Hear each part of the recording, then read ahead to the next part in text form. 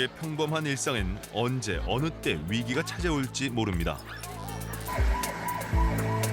화재, 폭발 등 사회 재난에 대부분 예기치 못한 상황에서 큰 피해를 입게 되는데요. 가장 큰 피해를 불러오는 사회 재난은 다중 밀집 시설 대형 사고로 해마다 빠지지 않고 발생하고 있는데요. 2021년에만 무려 5,178억 원의 재산 피해를 냈습니다. 특히 사회 재난 발생 시 대규모 피해가 예상되는 곳은 재난 취약 시설입니다. 지하 상가, 음식점 등 다수 시민이 이용하는 곳이기 때문인데요.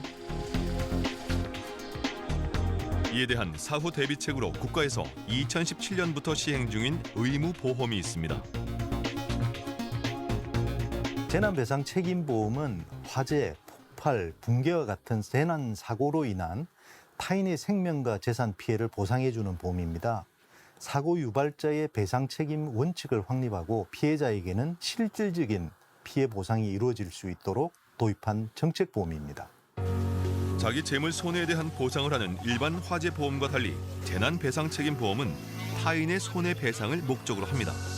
예를 들어 식당에서 건물이 무너지거나 화재가 발생해서 손님들이 다칠 경우 그들이 배상을 받게 하기 위한 제도입니다. 보험에 의무적으로 가입해야 하는 재난 취약 시설 대상이 있는데요. 의무보험 보장 사각지대에 있는 관광 숙박시설, 음식점, 주유소, 15층 이하 공동주택, 농어촌 민박 등 총 20종 시설이 의무 가입 대상입니다.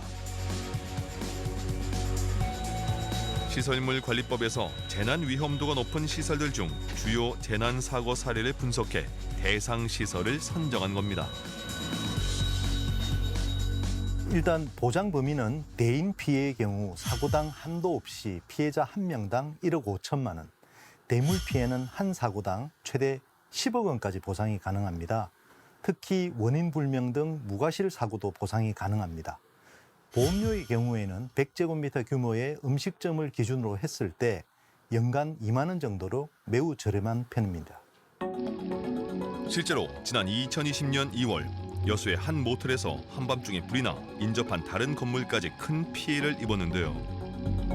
그러나 다행히 재난 배상 책임 보험에 가입해 있어서 인접 건물은 피해 배상금 약 3억 9천만 원을 받았습니다. 이 외에도 2022년 7월에 발생한 울산시 중구의 아파트 화재 사고, 2022년 2월에 발생한 은평구 음식점 화재까지 불행 중 다행으로 재난 배상 책임 보험에 가입한 덕분에 피해를 본 인접 가구나 업체에 배상을 해줄 수 있었습니다. 재난보험 제도의 근본 목적은 가해자의 배상 자력을 확보하여 피해자를 잘 구제하고자 하는 데 있는 것입니다. 누구에게나 재난사고는 닥칠 수 있는 것이고 그 경우에 가해자도 피해 보상을 받는 사람도 재난보험을 통해서 서로 좋은 결과를 가지고 올 수 있을 것으로 기대합니다. 2017년에 도입한 재난배상 책임보험은 2020년에 의무가입 대상 시설 범위를 넓혔는데요. 연립주택과 다세대 주택, 임대아파트, 그리고 농어촌 민박을 추가하며 앞으로 계속해서 의무보험의 사각지대에 놓여 있는 재난 취약 시설을 찾을 계획입니다.